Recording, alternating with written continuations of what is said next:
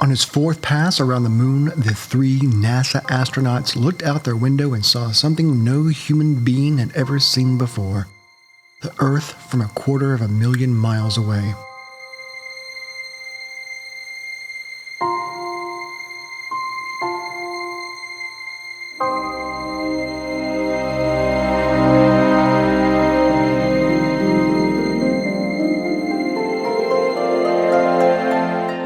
The crew of Apollo 8 had been on a simple enough mission, the testing of the command and service module, demonstrate translunar injection, navigation, and communications, and also take photos of lunar craters for possible landing sites for future missions.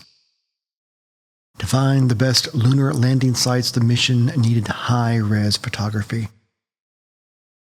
For this, the crew used a Hasselblad camera with a telephoto lens, specifically a 250mm lens that mission-appointed photographer Bill Anders didn't like and wanted to leave behind for something else. It also wasn't the only camera on board for that mission. In fact, when all three astronauts saw the Earth rise up along the horizon of the moon's lunar surface, they all three started to snap photos, leading to some confusion on who exactly was responsible for the now iconic image called Earthrise. There were three astronauts on this mission. Frank Borman was the no-nonsense and sometimes gruff mission commander whose main concern at the time was the crew getting enough rest for when the time came to fire the rockets and get back to Earth. Jim Lovell was the flight's navigator, a kind of everyman that would often remark in amazement when seeing the moon's far side for the first time. And then there was Bill Anders, the flight's serious, detail-oriented rookie who was focused on the notes of the mission and the plan as it was laid out. It was Anders who would be the mission's primary photographer, enlisted to make sure the lunar features were captured correctly with detail. When the astronauts returned to Earth, the films were handed over to be developed. Eventually, Life magazine would print the Earthrise photo captured from the cabin of the Apollo 8 spacecraft and run it as a double-page spread alongside a poem by U.S. Poet Laureate James Dickey. Quote, "And behold, the blue planet steeped in its dream of reality, its calculated vision shaking with the only love." However, this wasn't the first image of the Earth seen from space. That distinction goes to lunar probes, which had been sending back crudely scanned images of Earth shrouded in cloud formations. In fact, in the autumn of 1969, the cover of a Whole Earth catalog ran a cover image of Earth from space captured by a satellite. Earthrise wasn't the first image from space, but it was special nonetheless.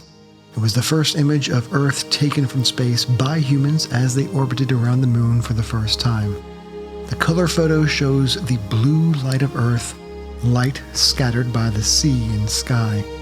You can see the white coat of gaseous clouds and atmosphere. You can even make out the bluish halo, something Yuri Gagarin noticed on his first low-orbit flight. The halo being the fragile biosphere, the barrier between us and the suffocating vastness of space beyond. In an interview with the BBC, Bill Anders described the events surrounding the Earthrise photo. Quote, "I don't know who said it, maybe all of us said, 'Oh my God, look at that,' and up came the Earth. We had had no discussion on the ground, no briefing, no instructions on what to do. I jokingly said, 'Well, it's not on the flight plan,' and the other two guys were yelling at me to give them cameras. I had the only color camera with a long lens, so I floated a black and white over to Borman. I can't remember what Lovell got. They were all yelling for cameras and we started snapping away." Continuing, "That was the most beautiful thing I'd ever seen," Anders said. Quote, "Totally unanticipated, because we were being trained to go to the moon. It wasn't going to the moon and looking back at Earth.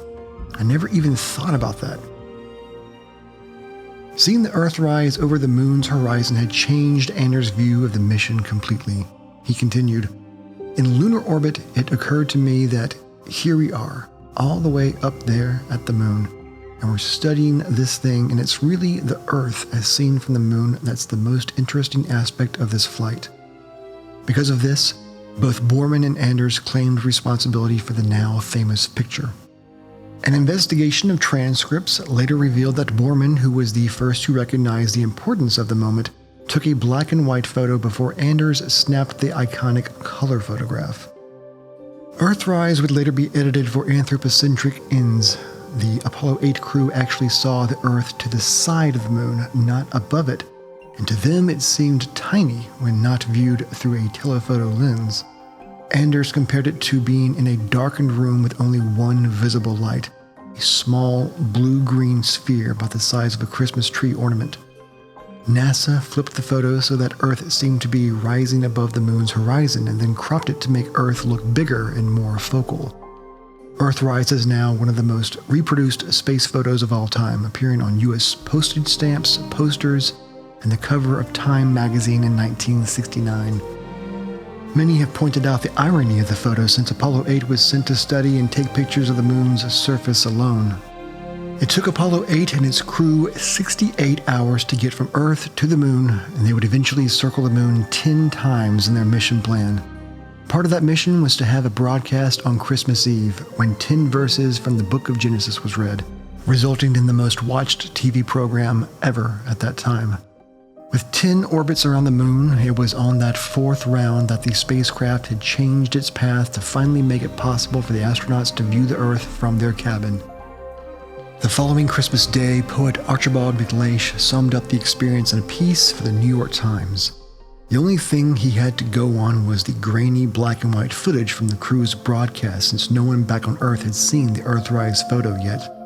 But off this footage, a piece of it included a segment where Jim Lovell pointed the camera out of the cabin window to show the world a coarse, monochrome image of Earth from 175,000 miles away.